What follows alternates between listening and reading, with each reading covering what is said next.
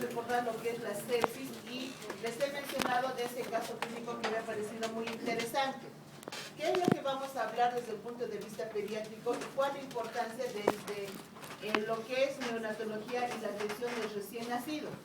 Básicamente, en Meneghello solo hablan de la sepsis neonatal, porque se ha visto que la sepsis neonatal pues, va a ser una de las causas más frecuentes de mortalidad en los servicios de terapia intensiva neonatal.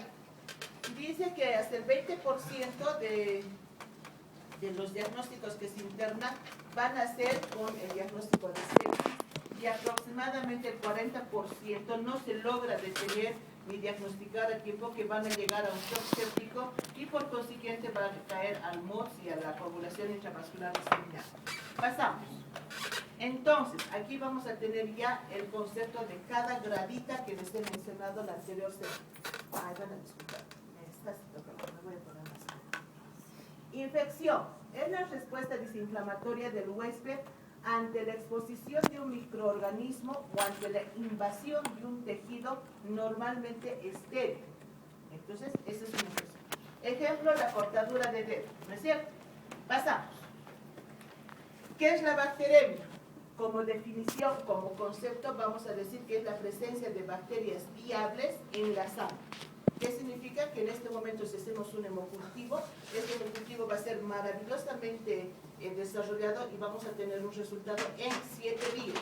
El hemocultivo nos da el resultado en 7 días, antes no nos van a dar. Pasamos. ¿Qué es el SIRS? El SIRS es el síndrome de respuesta inflamatoria sistémica, que va a ser una reacción generalizada de nuestro organismo frente a una bacteremia, y esta bacteremia por una infección que se ha dado. Vamos a tener algunas características en este SIRS, que va a ser entre SIRS y lo que va a ser sepsis, que para que consideremos que este paciente estando con SIRS está dando el pasito para llegar a una sepsis, tenemos que tener algunos criterios clínicos y laboratoriales. ¿Cuáles van a ser?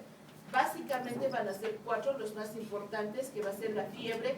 En neonatología los niños no hacen fiebre, hacen hipotermia. Entonces, cualquier distermia, ya sea fiebres o hipotermias, nos tiene que llamar la atención. La taquicardia va a ser persistente. ¿Qué significa eso? Que obviamente sabemos que si un niño está con fiebre, va a haber una taquicardia de compensación. Pero si a pesar de que estamos controlando la fiebre, ya sea con medios físicos, paracetamol, dioxador, metamizol, lo que ustedes quieran, la taquicardia va a continuar, o sea, va a ser persistente. Posteriormente vamos a tener una taquipnea, que también va a ser algo muy importante, y laboratorialmente vamos a encontrar una alteración en los glóbulos blancos, de la serie blanca. Generalmente vamos a tener una leucocitosis o muy rara vez vamos a tener una leucopenia. Pero vamos a tener definitivamente una desviación a la izquierda, que nos está hablando de un proceso infeccioso bacteriano, y si acompañamos de un PCR, obviamente que el PCR también va a estar positivo. Entonces, una vez que tenemos estas 4 características más un SIRS, básicamente, pasamos. Tenemos un SIRS debido a una infección. Entonces, básicamente la sepsis es un SIRS, la respuesta inflamatoria, secundaria a una infección, que además el paciente está con distermias, taquipnea, va a tener taquicardia y alteraciones a nivel de laboratorio. Cuando no se ha logrado diagnosticar ni controlar esta bacteremia en este momento, ni tampoco la inflamación, vamos a llegar a lo que es una sepsis severa. La sepsis severa hemos indicado que va a tener una característica muy importante, que vamos a tener la hora de oro. Esto debido a que hay una hipovolemia por una hipoperfusión. Esto nos va a ocasionar que una acidosis láctica, donde se va a ver manifestado el paciente con una oliguria. Cuando hablamos de oliguria neonatal o pediátrica, cuando el niño está orinando menos de 1 ml kilogramo peso hora, hasta 1, digamos que estamos normal, menos 1, de 0,5 a 1 ml, estamos en una oliguria. ml, kilogramo, peso, hora. Va a haber una hipoxemia, vamos a tener saturaciones un poco más bajas, obviamente vamos a tener un llenado capilar muy lento, lo normal va a ser de 3 segundos. Imagínense la mano de un neonato y su uñita. Obviamente que no vamos a ver llenado capilar en el lecho ungueal como en un adulto. Vamos a utilizar la palma de la mano, ya sea región tenar, hipotenar, o la planta del pie a nivel de talones. Ahí es donde se evidencia y se hace el llenado capilar en neonatología. Y vamos a tener las alteraciones neurológicas, que básicamente va a ser irritabilidad. ¿A qué se denomina irritabilidad? Cuando el niño está irritable. Definición. Cuando llora el niño así se consuela de la madre. ¿Cuándo qué? Cuando no encuentra consuelo en el seno materno. Cuando no encuentra consuelo ni en el seno materno, ¿no? El paciente está llorando, está irritable, está quejumbroso, grita, se molesta, pero cuando está simplemente lloriqueando, pues llega a los brazos de la mamá y encuentra consuelo. Cuando está irritable, no encuentra consuelo ni siquiera en los brazos de la madre. ¿Listo? Entonces vamos a tener una irritabilidad importante y básicamente en este momento tenemos esa hora de diagnóstico para pasar Ringer lactato, Ringer normal, fisiológico o aunque sea dextrosa a 20 mg/kg peso y revertir esta oliguria y revertir todos estos aspectos. Si entramos y nos percatamos de que ese niño está entrando en una sepsis severa, solo tenemos una hora para revertir esta oliguria. Si no logramos hacer eso, porque el interno se ha ido a comer su pollito, ha cenado, dice que va a hablar primero por teléfono o está bajando un texto o lo que sea, y informan demasiado tarde, entonces ese paciente no va a poder responder adecuadamente a estos fluidos y por lo tanto vamos a pasar a la siguiente fase. Pasamos, por favor. ¿Qué va a ser el shock séptico? Aquí en el shock séptico pues no va a responder y vamos a necesitar, ya que nuestro paciente está en terapia intensiva, y vamos a necesitar de un monitoreo más estricto, lo que es saturación, presión venosa central, catéter central, una vía central o por lo menos un catéter periférico. Vamos a necesitar una sonda nasogástrica, vesical, vamos a requerir oxígeno, tal vez necesitemos ventilación mecánica, vamos a requerir lo que es una bomba de infusión porque vamos a utilizar sustancias vasoactivas como la dopamina, dobutamina, que nos van a tratar de compensar esta hipovolemia que tenemos y principalmente esa anuria que está empezando a tener nuestro paciente. Entonces, este momento es el momento más grave y como les recordarán en la primera diapositiva, del 20% de los diagnósticos de el 40% llega a esta etapa. Lamentablemente, cuando llega a esta etapa nuestro paciente es muy difícil revertir todo eso.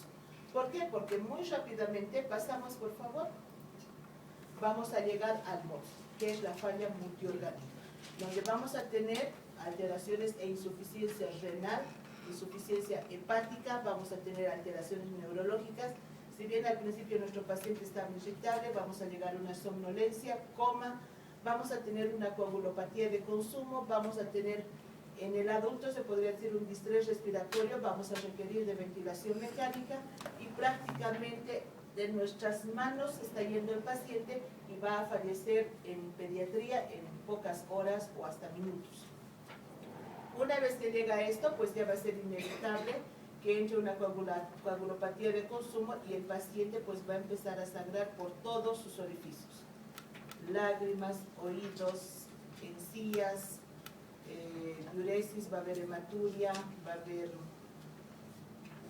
todo, petequias, hemorragia digestiva alta, baja, hemoptisis, va a empezar a sangrar absolutamente por todo lado y el paciente va a fallecer en condiciones nada agradables, ni para el paciente ni para el médico que está atendiendo. O sea, realmente es muy doloroso ver a un paciente morir por una coagulopatía de consumo. Creo que a ver.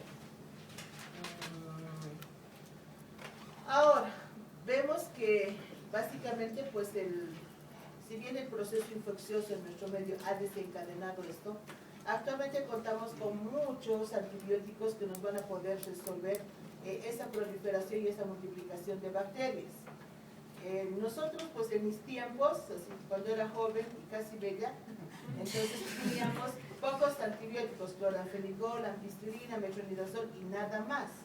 En cambio ahora ustedes tienen Banco, tienen Tripenem, tienen Cloxa, tienen Cefo, tienen Ceftriaxona, o sea, tienen un montón de medicamentos altamente poderosos que van a poder controlar la infección. Lamentablemente no existe una conexión, una comunicación, por decirlo así, entre la gran destrucción que está haciendo nuestros antibióticos a las bacterias y la respuesta inflamatoria que está desencadenando nuestro propio organismo. De tal manera que en mis tiempos se morían por bacterias porque la infección sobrepasaba los límites y realmente se comía a nuestro paciente las bacterias. En sus tiempos las bacterias las van a fusilar ustedes inmediatamente, pero nuestro organismo no se entera de que ya no hay un intruso. Y este organismo sigue reaccionando con esa inflamación pensando que hay bacterias y dice no, sigue, ya vamos chicas, inflámense, bloqueo de riñones, bloqueo ya neurológico, entren en coma, dejen de respirar, pensando que así van a ganar la guerra, cuando prácticamente nuestro organismo se está autodestruyendo. Y llega un momento que va a ser como Titanic, ¿no ve? El capitán, yo me quedo aquí, ustedes salven. Entonces el organismo dice ya, coagulación, empieza. Salga, ya que no podemos contra la bacteria, salgan todos los fluidos por todo lado, escapen y váyanse con más las bacterias. Que muera la bacteria, morimos nosotros, pero también ellos. Sin darse cuenta que las bacterias ya son cadáveres. Entonces, ¿cuál es el dilema para ustedes? ¿En qué momento utilizan el corticoide? ¿En qué momento frenan con la acción del corticoide? Hidrocortisona, metametasona, dexametasona, ¿en qué momento les dicen, ya no te inflames, ya no provoques bloqueo renal, ni neurológico, ni cardíaco, ni hepático? Y hemos matado a las bacterias. El problema es que no tenemos un parámetro laboratorial para poder hacer eso. Entonces, ¿qué es ese criterio médico? Tu paciente ya está en terapia intensiva y el terapista va a decidir en qué momento va a utilizar corticoide. Si utiliza antes de que mueran todas las bacterias, se va a diseminar. Si utiliza muy tarde, no va a poder controlar la inflamación, igual se va a morir. Entonces, ese es el gran problema del manejo de la sepsis o de un shock séptico en este momento. Saber cuándo vamos a utilizar los corticoides. El proceso bacteriano, el proceso infeccioso, tu banco ya ha hecho tiras, listo, ha matado todo. Pero no sabemos qué criterios vamos a utilizar. Les he dicho oliguria, taquicardia persistente, acidosis, hipoxemia, tengo criterios, ¿no? Si la orina está de 0,08, está en oliguria, entonces doctor, está en sepsis. Hacemos cálculos, estoy en oliguria. Haces cálculos, estoy en anuria. Entonces, no, ahora tengo que poner rigelactato porque estoy en oliguria. No he respondido, ahora paso a dopamina porque estoy en anuria. Tenemos criterios. Pero para saber en qué momento tenemos que utilizar el corticoide, no hay un criterio. No te puede decir cuando su presión arterial esté 50-40 y su hipoxemia esté por debajo de 80, más una anuria, más leucopenia de 55.000 o no sé qué, ahí utiliza el corticoide. No hay ese criterio. No hay cosas tangibles, se podría decir, que diga, ya tengo esos criterios, ya pongan corticoide. No, tiene que ser el conocimiento del paciente y el criterio médico. Entonces hay muchos pacientes que ahora actualmente se están salvando y tienen mejor sobrevida que antes. Ha mejorado muchísimo lo que es la disminución de la mortalidad en salas de terapia intensiva por sepsis. En adultos más que en pediatría. ¿Por qué? Porque cuando ustedes van a hacer prácticas o cuando hagan su internado, van a ver que un paciente en terapia intensiva con sepsis adulto está 7, 8 días, 10 días. Sí, está con sepsis. ¡Ay, qué felicidad! Yo quisiera tener un paciente con sepsis 10 días. En pediatría no se da eso. En pediatría son 24, 48 horas.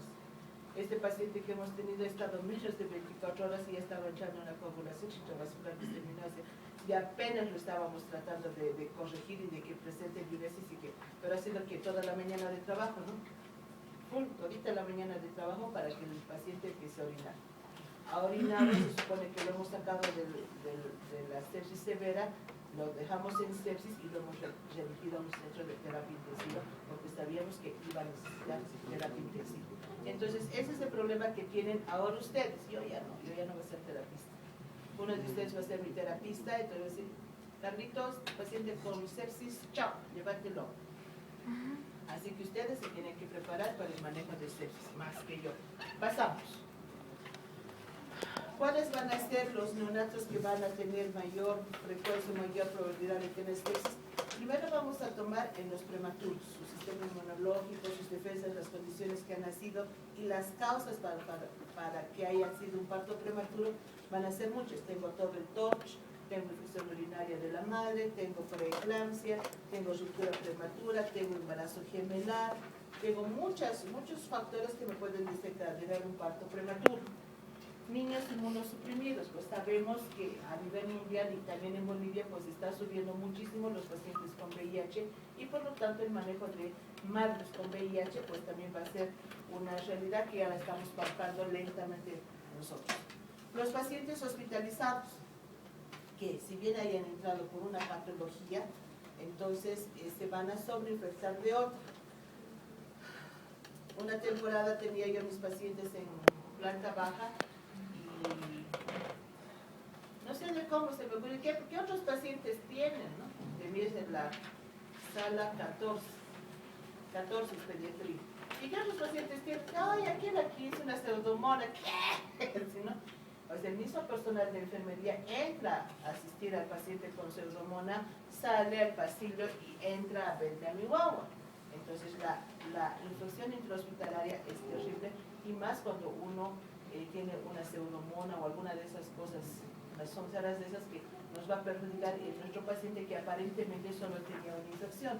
Entonces una sobreinfección nosocomial, obviamente que vas a tener una sepsis más rápido, más agresiva y por lo tanto tienes que ser también tú también agresivo con lo que es el uso de antibióticos y el monitoreo de tu paciente. Pasamos. ¿Cuáles vamos a pensar en las etiologías más frecuentes? En los menores de 3 meses, pues básicamente podríamos considerar, como dice Meneghello, una sepsis neonatal temprana y una tardía. Esta temprana se refiere a que la madre ya estaba con una infección, por decirles urinaria, que es lo más frecuente, ha nacido el niño y en la primera semana de vida el niño ha desencadenado una sepsis. O sea, intrainstitucional, dentro de lo que son las primeras 24, 48 horas de vida del paciente, ya ha empezado a tener signos y síntomas de una sepsis. La tardía considera que se va a su casa, está expuesto a otras bacterias de la comunidad y vuelve al hospital con una sepsis adquirida en la comunidad. Esas son más agradables, porque la que se contagia dentro del hospital pues va a ser más agresiva. Ahora, la etiología para menores de 3 meses. ¿Qué podemos pensar? Streptococcus galactiae, que es muy frecuente, los bacilos coliformes, un poco frecuente en nuestro medio, el estafilococo, cuando tenemos problemas térmicos principalmente, y el enterococo.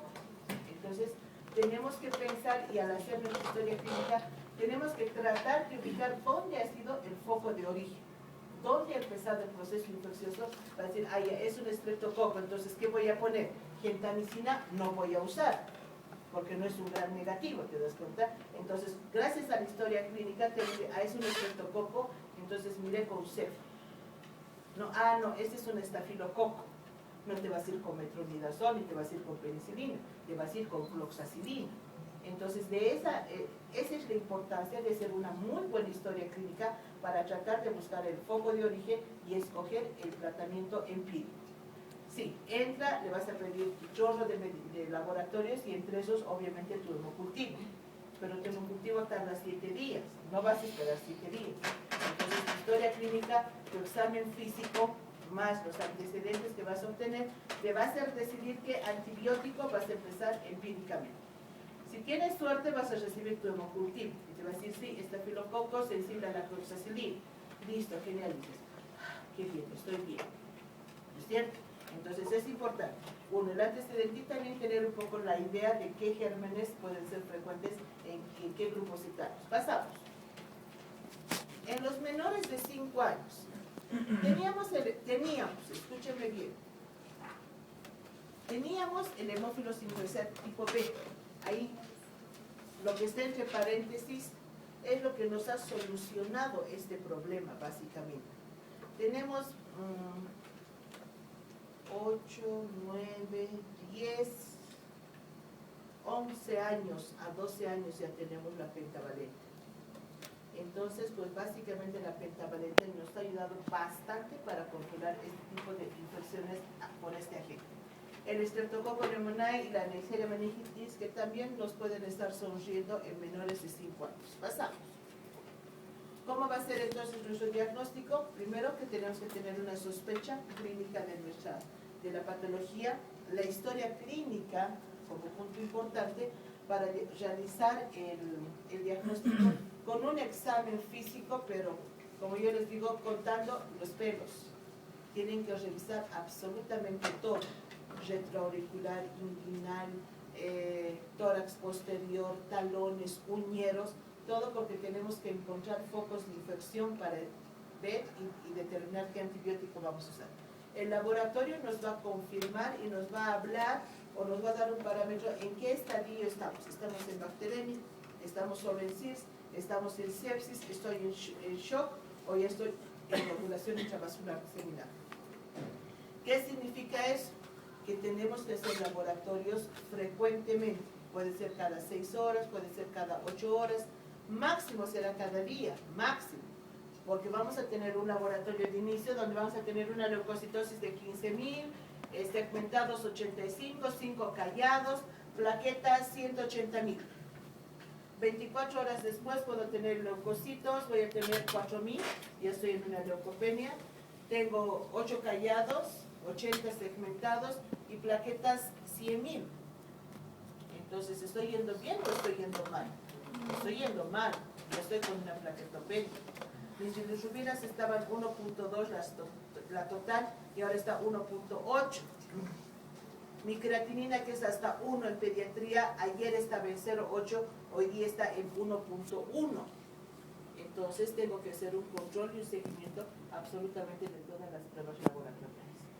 Ahora, le hago su tratamiento, antibióticos, en la tarde le vuelvo a repetir los laboratorios y tengo leucocitos 4.000, pero ya tengo solamente 5 callados, tengo segmentados 76 y tengo mis plaquetas 180.000.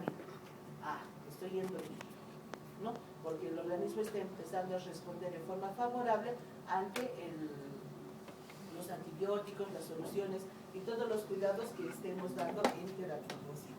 Por eso es que es muy importante el manejo en terapia intensiva en un centro donde exista laboratorio, exista ventilación mecánica, exista personal capacitado. Eso se tiene que manejar en tercer nivel. Este manejo de pacientes es en tercer nivel. Y el seguimiento hemodinámico, que bueno, es relacionado a lo que acabamos de mencionar. Pasamos. ¿Qué es lo que vamos a pedir? Yo normalmente les digo que cuando uno hace la consulta, solo tienes que pedir 1 o 2 laboratorios para confirmar tu diagnóstico. No es que agarren la hojita de laboratorio y tiqueen todas las pruebas y que diga, la bilirrubina está elevada, por eso debe estar entonces amarillo. No, tiene que ser dirigido a tu laboratorio para poder. Tienes dolor abdominal, lengua hasta burral, cefalea, fiebre, gorgoteo, borborismo, ¿qué vas a pedir? ¿Examen general de orina? No, vas a pedir una reacción de Vidal y un hemograma. No vas a pedir ASTO, no vas a pedir perfil renal, no vas a pedir coagulograma, no vas a pedir INR, ¿no es cierto? Vas a ir dirigido, excepto en este proceso que es sepsis. Ahí tienes que pedir todo, porque todo va a ser necesario, porque va a llegar a una falla multiorgánica.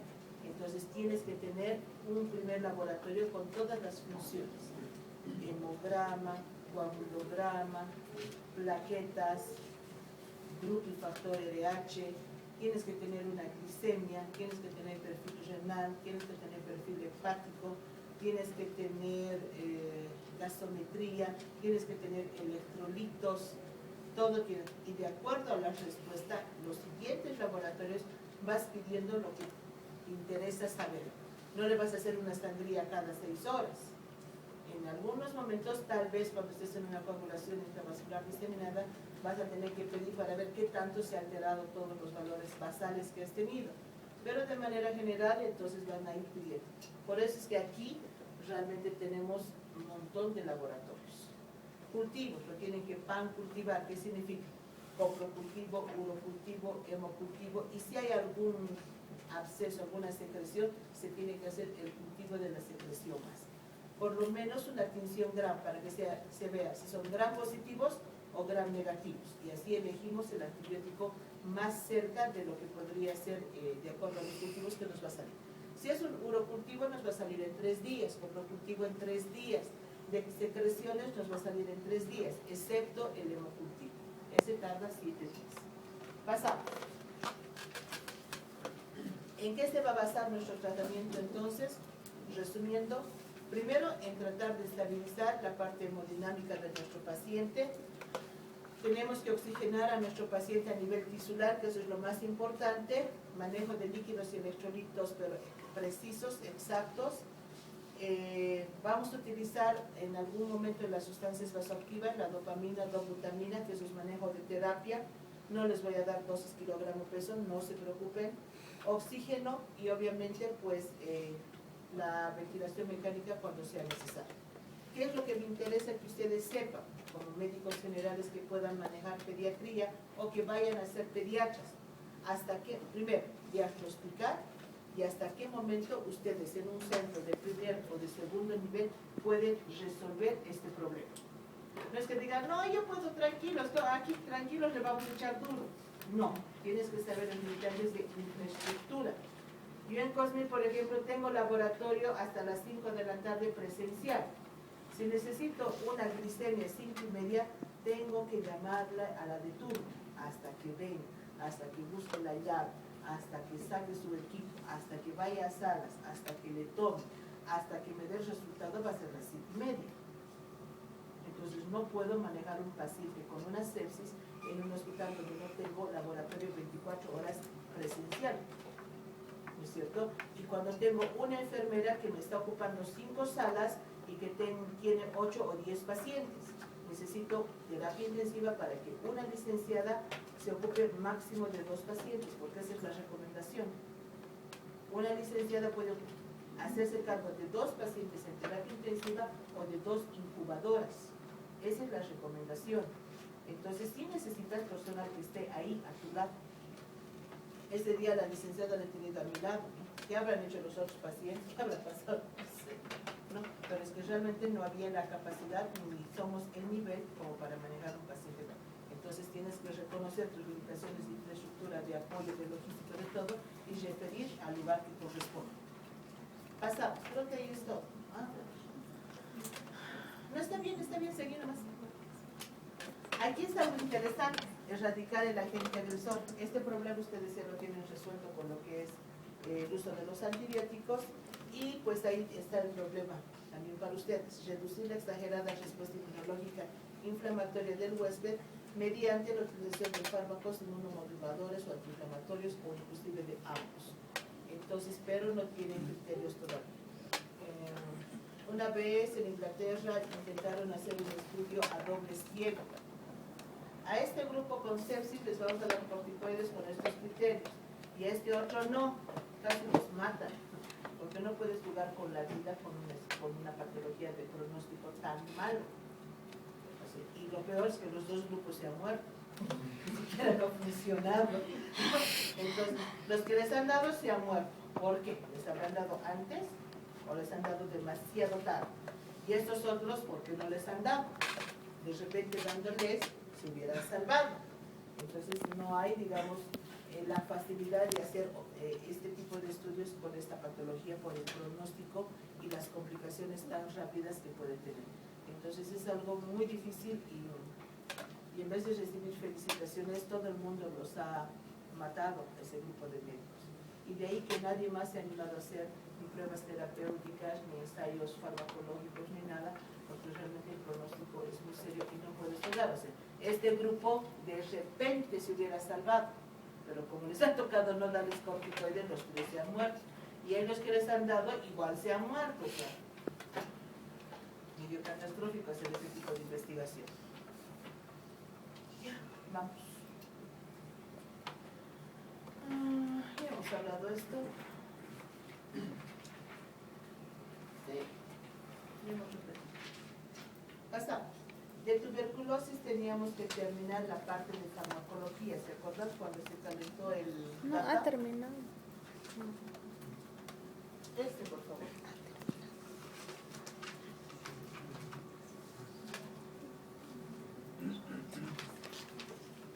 ¿Sí? ¿Respiramos o ya hemos visto? Pasamos.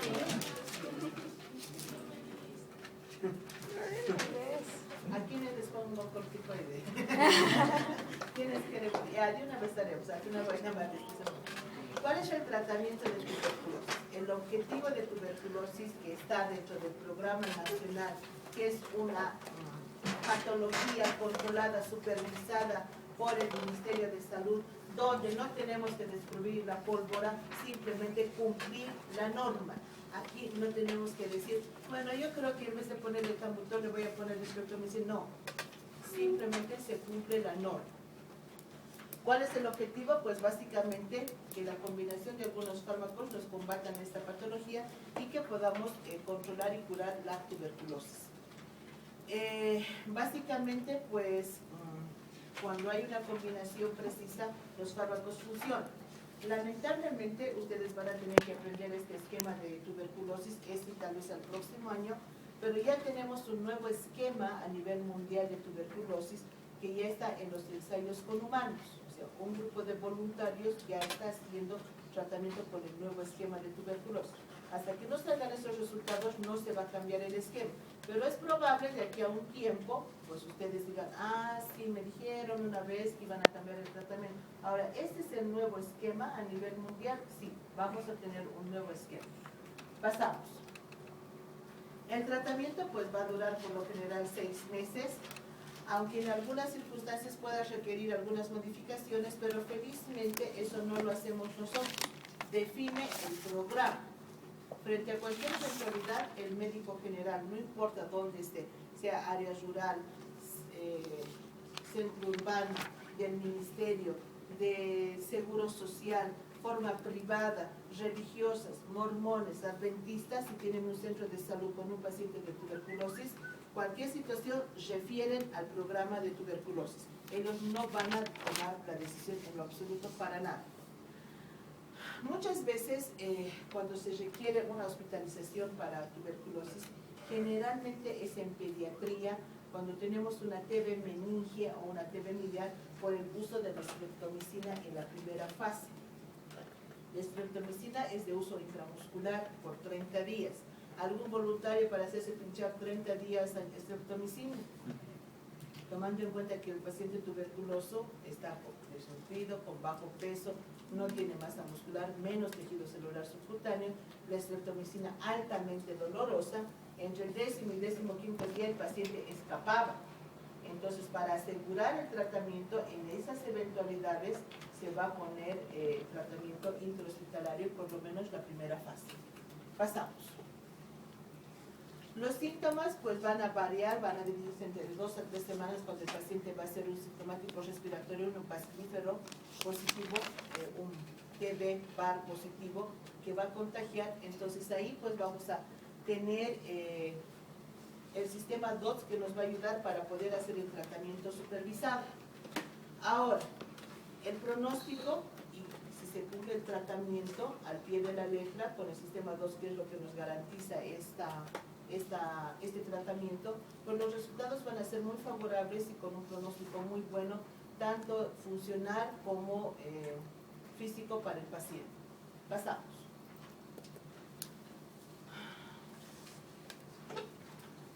¿Cuál es el tratamiento para pediatría? Pues básicamente los 2 primeros meses vamos a tener la combinación de 3 medicamentos. Estoy hablando del tercer esquema de tuberculosis. Primer y segundo esquema no me interesa, no estamos viendo esa parte. Con primer y segundo esquema usted se ha debido divertir en neumología, en infectología, no sé en qué otras materias más habrán visto. Yo estoy hablando tercer esquema pediátrico. Tenemos rifampicina, INH y pirexilamida por el lapso de 2 meses. Los otros 4 meses van a ser simplemente con 2 medicamentos que va a ser la rifampicina y el INH 2 veces por semana. la primera fase pues va a ser en forma diaria, descansando los domingos. Pasamos. Este esquema dice que es eficaz hasta en un 98% y pues esto se va a deber, este porcentaje tan elevado va a ser porque el tratamiento va a ser supervisado. El sistema 2 es una estrategia epidemiológica por la cual un centro de salud tiene que tener una infraestructura, un escritorio, una mesita, un rinconcito físicamente exclusivo para el tratamiento de tuberculosis. Ahí guardan sus vasitos, guardan sus fichas, guardan sus medicamentos, guardas tus cuadernos de registro, tu balanza. Tienes un pedacito exclusivo solo para tuberculosis, más un personal designado solo para tuberculosis.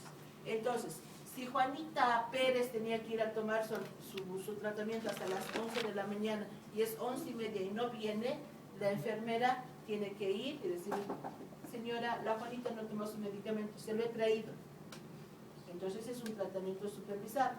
Si ustedes hacen provincia, tal vez uno que otro de ustedes sea chasqui y que vaya a la casa de la Juanita Pérez a darle su medicamento, porque no puedes dejar de tomar de un solo día. Y también está prohibido de agarrar y decirle, aquí está tu tratamiento, vas a tomar estos 5 días y darle un montón de tabletas. Está prohibido, no pueden hacer eso. Cuidado que en provincia les digan, no, dale para 4 días y que vuelva. No, se hacen pescar y les bajan la cabeza. ¿Ya?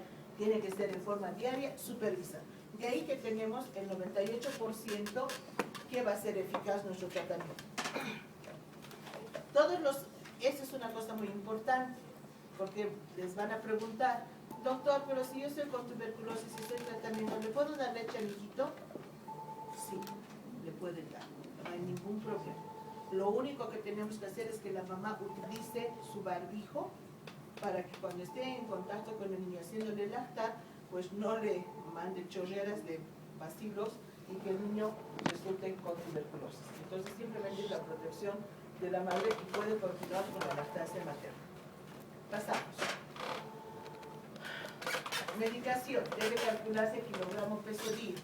Cuando el paciente está presentando algún efecto adverso, dolor abdominal, náuseas, vómitos, artralgias, lo que sea, ese personal de enfermería le dice, a ver, volvete a pesar, doña Juanita, estabas con 50 kilos, ahora ¿con cuánto estarás? Ay, habías bajado a 45. Entonces significa que la dosis tal vez esté muy alta en relación al peso actual que tiene. Cuando tenemos esas variaciones, hay una palabrita en el programa que se define reajustar dosis. Le vuelves a tomar el peso a tu paciente y de acuerdo al peso de hoy día, le vuelves a calcular su medicamento. Ah, antes estaba 50, has bajado a 45, ahora a ver, ¿cuánto estarás, doña Juanita? Un mes después, wow, había subido a 57. Hay que reajustar la dosis a 57 kilos. Entonces es un monitoreo y un manejo permanente del paciente para cumplir esta disposición.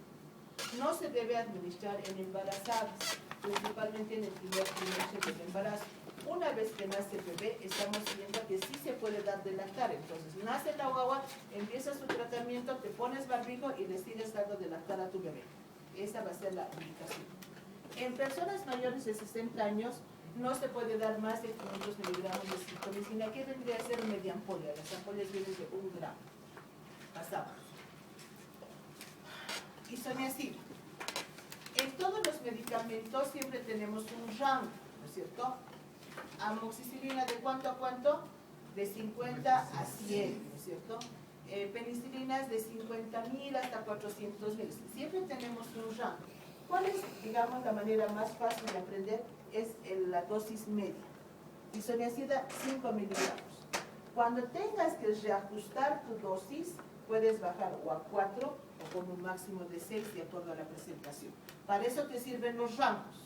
Felizmente ahora esto ya me entienden, ¿no es cierto? Ustedes, si este tema lo hubiera dado antes de farmacología, hubiéramos estado en la nebulosa. Presentación, tabletas de 100 miligramos vía oral. Esa es la presentación. Pasamos. Rifampicina, 10 miligramos kilogramo peso. Isoniazida, 5.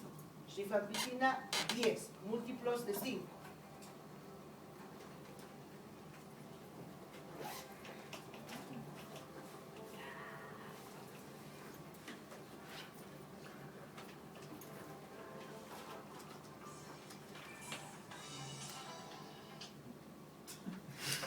es la persona que... Es que estoy esperando un laboratorio. Rango de 8 a 12. Presentación, ojo. Cuidado que se equivoquen en el examen. Rifampicina tengo en jarabe para pediatría. Cuidado que me estén poniendo en tabletas. Cuidado que me estén poniendo en tabletas. 5 cc tiene 100 miligramos de rifampicina. Esta es presentación pediátrica. Pasamos. Piracidamida, dosis diaria 25 miligramos kilogramo peso. Rango de 20 a 30, presentación tabletas de 500 miligramos. Pasamos. Etambutol, solo en casos especiales. Meningitis, miliar, extrapulmonar muy complicada, un mal de POD, puede ser. Vamos a utilizar etambutol. Normalmente no está en el esquema. Dosis diaria 15, rango de 15 a 20, tabletas de 400 miligramos. ¿Cuál es la diferencia de tableta y comprimido y cápsula? ¿Se acuerdan? Tableta se absorbe a nivel gástrico y tiene la división y se puede fraccionar. Tableta. Comprimido tiene una cubierta que protege de la acidez gástrica y se va a absorber entre la segunda y tercera porción del duodeno.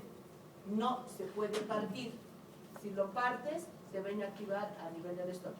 Cápsula, plastiquito, celeste con blanco, cloranfenicol, amarillo con rojo, antidepresivos, que no tiene que absorberse más que en la parte final del intestino delgado y tiene que soportar jugos gástricos, bilis, duodeno y recién en uno ilio se debe absorber. Entonces las capsulitas no se abren, se vacía el polvito y se le da en cucharidita. No se hace eso. Cuidado. Estamos hablando aquí que son tabletas. Si ustedes me ponen comprimidos en la receta, está mal. Porque así tenemos que perfeccionar nuestra farmacología todo el año. Farmacología entra todo el año, en todos los exámenes. ¿Ya? Farmacología entra en todo el año. Pasamos. Estreptomicina, dosis diaria 15 miligramos, de 12 a 18 su rango y la presentación un frasco de 1 gramo. Vía intramuscular profunda, altamente dolorosa. Pasamos. Estos datos les voy a dejar donde la Pati, o sea, no coman ansias, no se preocupen. Tengo una combinación, rifampicina y isoniazida, una relación directa, 10 a 5. Si calculas rifampicina, automáticamente la isoniazida también va a estar bien calculada. Presentación, tabletas de 300 quebrados 150. Entonces, así por lo menos el paciente, si tiene que tomar 600 miligramos de rifampicina y 450 de isoniazida, no va a tomar 5 tabletas, va a tomar 2 tabletas y media. Entonces, psicológicamente el paciente también ya está tomando menos tabletas. ¿Ya? Por eso es esta combinación. Pasamos. Aquí tenemos lo que se llama el RAF, reacciones adversas a fármacos antituberculosos. Básicamente, pues tenemos efectos leves, moderados y graves. Ningún médico puede suspender el tratamiento antituberculoso, excepto en una reacción alérgica de Steve Jobs. Esa es la única eventualidad que se suspende el tratamiento. Se suspende, pero inmediatamente refieres al programa. Cuando tienes reacciones leves, tratas de controlar con el reajuste de dosis. A ver, reajustaremos la dosis, te voy a poner, yo no te voy a poner isoniazida 5, te voy a poner a 4. Y veremos cómo toleras con 4 miligramos kilogramo peso. No, me sigue doliendo, sigo mal, ya no quiero tomar, doctor, ya, vamos al programa. Entonces se los refiere al programa. Lo máximo que se puede hacer con las leves es reajustar la dosis. ¿Qué vamos a tener? Como todos los medicamentos, nos van a dar gastritis, náuseas, dolor abdominal, vamos a tener vómitos. Podríamos descartar una hepatitis medicamentosa, que es muy rara, pero tenemos la obligación de pensar en una hepatitis. ¿Qué vamos a hacer? Ajustar la dosis y continuar el tratamiento. Los antiácidos. Evidentemente, la gastritis es un problema muy serio, pero tenemos que tomar en cuenta que los medicamentos antituberculosos, la recomendación es tomar en ayunas. ¿Por qué en ayunas? Porque ahí tenemos mayor cantidad de ácido gástrico, está más ácido nuestro estómago y por lo tanto la acidez mejora la absorción de los medicamentos antituberculosos. Entonces, simple lógica, si le vas a dar antiácido, ¿le estás haciendo un favor? Para nada. Si bien va a mejorar de su gastritis, pero vas a disminuir la absorción de los medicamentos antituberculosos. Entonces, solamente en casos donde ya no se pueda controlar con dieta ni reajustar dosis, recién se debe dar antiácidos. Porque el antiácido no es que te baja la acidez ese cachito y nada más. Si vas a dar un bloqueador de la bomba de potasio, va a disminuir la acidez las 24 horas del día. Por lo tanto, la acidez del estómago va a bajar, la gástrica va a bajar tanto que la absorción también va a disminuir. Entonces, solamente en casos extremos se tiene que utilizar los antiácidos como medida salvatoria para estos efectos. Pasamos, ya estamos terminando. Vamos a tener de cada uno, donde básicamente todo se va a reajustar la dosis. Tenemos la isoniazida, pues vamos a tener neuropatías periféricas, parestesias, adormecimientos de manos y pies. Pues vamos a reajustar la dosis y nada más. Pasamos. De la rifampicina, pues vamos a tener la característica de que todos los fluidos van a teñirse de un color anaranjado. Se recomienda no utilizar lentes de contacto ni prendas blancas, porque el sudor se va a volver anaranjado y las manchas que se originan por el uso de la rifampicina no salen ni con lavandina, ni con varnish, ni con nada, no salen. Se tiñe la ropa en forma definitiva. Y por lo tanto se tiene que recomendar y aconsejar eso para los pacientes. Pasamos. La piratilamida tenemos artralgias que tendríamos que darle antiinflamatorio, un diclofenaco, pero si estoy conocedor, sé que va a tener una gastritis medicamentosa, le voy a aumentar un diclofenaco. Solo en casos demasiados muy necesarios vamos a darle un diclofenaco, un antiinflamatorio, y si no vamos a tratar de reajustar la dosis y manejar solamente con eso. Todos vamos a tener de leves a moderados pruritos, rash cutáneo leve, vamos a reajustar la dosis, pasamos. La streptomicina, pues vamos a tener un problema de hipoacusia, vamos a tener una toxicidad muy importante. Se supone que tendríamos que hacer una audiometría al paciente para ver qué tanto escucha antes de y después de, pero nadie hace, los dejan medio sordos a los pobres. Pero bueno, tendríamos que hacer, esa sería nuestra obligación. Pasamos. Efectos severos, pues básicamente vamos a tener de todos los fármacos, máculas, pápulas, vesículas, vamos a tener lesiones descamativas, mucocutáneas, empiezan a despellejar, nos puede hacer parecer como una escarlatina estreptocócica, que les voy a mostrar algunas fotos de eso, y ahí sí que vamos a poder suspender el tratamiento e inmediatamente remitir al comité o al programa de tuberculosis. Pasamos. De la streptomicina, la sordera, ahí tendríamos que suspender. Pasamos. Y es igual, solo va complicándose cada vez más. Pasamos. Aquí, por favor, no tengo reajustar dosis. En todo este grupo de moderadas y severas se refiere al programa. Solo cuando tengo reacciones leves, reajusto dosis. Cuando tengo una reacción adversa, moderada o grave, refiero al programa. ¿Listo? Pasamos, hemos visto esto. Obviamente que la púrpura y la hemorragia va a ser una complicación muy seria, pues se tiene que inclusive hospitalizar el paciente. Pasamos. Bueno, el problema renal en este medicamento va a ser muy serio, puede quedarse con insuficiencia renal, puede quedarse, va a ser bastante complicado cuando se presente esta reacción. Felizmente es poco frecuente este tipo de nefritis.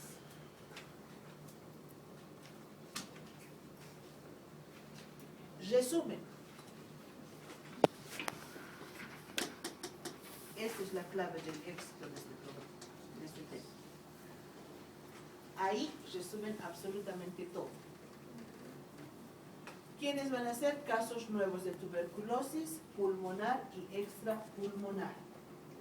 Caso nuevo se define aquel paciente que no ha recibido nunca el tratamiento de tuberculosis o que haya recibido y haya abandonado en menos de 30 días.